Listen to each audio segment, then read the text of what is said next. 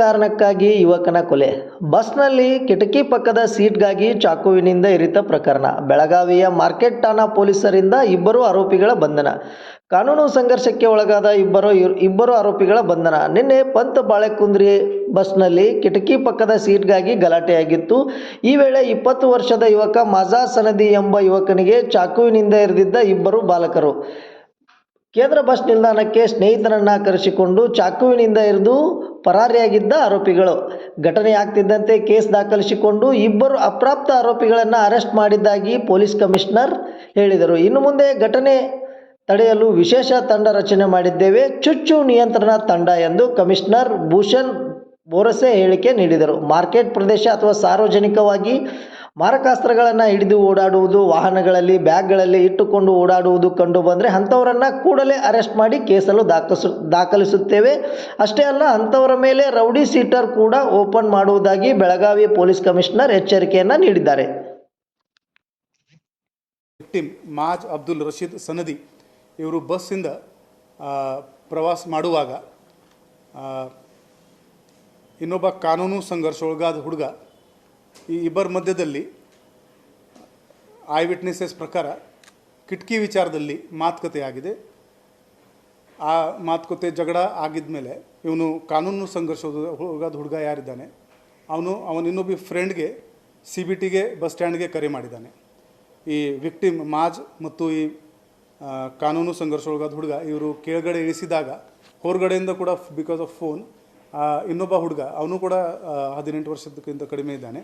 ಈ ಇಬ್ಬರು ಸೇರಿ ಈ ಮಾಜ್ ಅಬ್ದುಲ್ ರಶೀದ್ ಸನದಿ ಇವರಿಗೆ ಅವಾಚ್ಯ ಶಬ್ದಗಳಿಂದ ಬೈದಿದ್ದಾರೆ, ಧಮಕಿ ಹಾಕಿದ್ದಾರೆ ಮತ್ತು ಚಾಕುನಿಂದ ಅವರ ಮೇಲೆ ಮಾರಣಾಂತಿಕ ಹಲ್ಲೆ ಮಾಡಿದ್ದಾರೆ.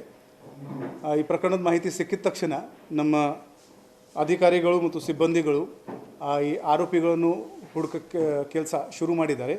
ಈ ತಂಡದ ನೇತೃತ್ವ ನಮ್ಮ DCP ಶ್ರೀ ರೋಹನ್ ಜಗದೀಶ್ ಇವರು ಮಾಡಿದ್ದಾರೆ.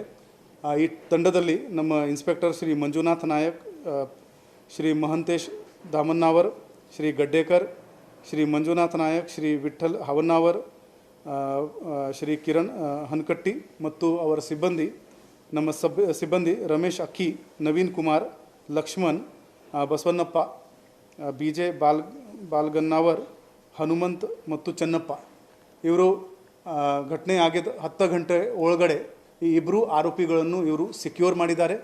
ಈ ಇಬ್ಬರು ಕಾನೂನು ಸಂಘರ್ಷೊಳಗಾದ ಹುಡುಗರು ಇದ್ದಾರೆ. ಅದರಿಂದ ಕಾನೂನಿ ಪ್ರಕ್ರಿಯೆ ಅದರ ಪ್ರಕಾರ ಅವ್ರ ಮೇಲೆ ಆಗುತ್ತೆ. ನಾವು ಸೈಂಟಿಫಿಕ್ ಇನ್ವೆಸ್ಟಿಗೇಷನ್ ಮಾಡ್ತಾ ಇದ್ದೀವಿ. ಈ ಇಬ್ಬರು ಆರೋಪಿಗಳಿಗೆ ಹೆಚ್ಚಿನ ಶಿಕ್ಷೆ ಆಗಬೇಕು, ಆ ದಿಕ್ಕಿನಲ್ಲಿ ನಾವು ಪೂರ್ತಿ ಪ್ರಯತ್ನ ಮಾಡ್ತಾ ಇದ್ದೀವಿ. ಮತ್ತು ಸರ್ಪ್ರೈಸಿಂಗ್ ಏನಿದೆ ಅಂದರೆ ಇಷ್ಟು ಚಿಕ್ಕ ವಯಸ್ಸದ ಹುಡುಗರು ಚಾಕು ತಗೊಂಡು ತಿರುಗಾಡ್ತಾ ಇದ್ದಾರೆ. ಈ ಥರ ಪಬ್ಲಿಕ್ ಪ್ಲೇಸ್ನಲ್ಲಿ ಡೇ ಟೈಮ್ನಲ್ಲಿ ಸ್ಟ್ಯಾಬಿಂಗ್ ಮಾಡ್ತಾ ಇದ್ದಾರೆ. ಆ ಹಿನ್ನೆಲೆಯಲ್ಲಿ ಪೊಲೀಸ್ ಇಲಾಖೆ ಒಂದು ನಾವು ಈ ಥರ ಘಟನೆಗಳನ್ನು ಮುಂದಿನ ದಿನಗಳಲ್ಲಿ ತಡೆಗಟ್ಟೆ ಮಾಡಲು ನಾವು ನಾಳೆಯಿಂದ ಒಂದು ಆ್ಯಂಟಿ ಸ್ಟ್ಯಾಬಿಂಗ್ ಸ್ಕ್ವಾಡ್ ಇದರದ್ದು ಚುಚ್ಚು ನಿಯಂತ್ರಣ ತಂಡ ರಚನೆ ಮಾಡ್ತಾಯಿದ್ದೀವಿ. ಈ ತಂಡದ ಕೆಲಸ ಏನಿರುತ್ತೆ ಅಂದರೆ ನಮ್ಮದು 5-6 ಸಿಬ್ಬಂದಿ ಒಂದು ವೆಹಿಕಲ್ನಲ್ಲಿ ಯಾವುದೇ ಪಬ್ಲಿಕ್ ಪ್ಲೇಸ್ನಲ್ಲಿ ಹೋಗ್ತಾರೆ. ಯಾರ ಮೇಲೆ ಸಂಶಯ ಬರುತ್ತೆ ಅವರು CRPC ಮತ್ತು BNSS ಪ್ರಕಾರ we have powers to stop people and do the frisking. ಆ ಪ್ರಕಾರ ನಾವು ಅವ್ರದ್ದು ಪಾಕೆಟ್ ಚೆಕ್ ಮಾಡ್ತೀವಿ, ಅವ್ರದ್ದು ಗಾಡಿಗಳು ಕೂಡ ಚೆಕ್ ಮಾಡ್ತೀವಿ. ಯಾರು ಪಾಕೆಟ್ನಲ್ಲಿ ಆಗಲಿ ಅಥವಾ ಗಾಡಿನಲ್ಲಿ ಚಾಕು, ತಲ್ವಾರ್ ಆ ಥರ ಮಾರಣಾಂತಿಕ ಅಸ್ತ್ರಶಸ್ತ್ರ ಕಂಡು ಬಂದಿದ್ದರೆ ನಾವು ನೇರವಾಗಿ ಅವರ ಮೇಲೆ ಆರ್ಮ್ಸ್ ಆ್ಯಕ್ಟ್ದು ಕೇಸ್ ಬುಕ್ ಮಾಡ್ತೀವಿ.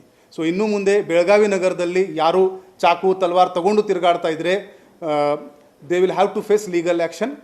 ಬರೀ ಆರ್ಮ್ಸ್ ಆ್ಯಕ್ಟ್ ಕೇಸ್ ಹಾಕ್ಕೊಂಡು ಅರೆಸ್ಟ್ ಮಾಡ್ಕೊಂಡು ನಾವು ನಿಂತಲ್ಲ, ಅವ್ರ ಮೇಲೆ ರೌಡಿ ಶೀಟ್ ಓಪನ್ ಮಾಡ್ತೀವಿ. ಸೊ ದ್ಯಾಟ್ ಪ್ರತಿಯೊಂದು ಹಬ್ಬ ಬಂದರೆ ಇವರು ಸ್ಟೇಷನ್ನಲ್ಲಿ ಬಂದು ಹಾಜರಿ ಕೊಡಬೇಕು. ಸೊ ನಾವು ಈ ಥರ ಯಾರು ಚಾಕು, ತಲ್ವಾರ್ ತಗೊಂಡು ತಿರುಗಾಡ್ತಾ ಇದ್ದರೆ ಇದು ಅವರಿಗೆ ಎಲ್ಲರಿಗೆ ವಾರ್ನಿಂಗ್ ಇದೆ. Do not play with the law.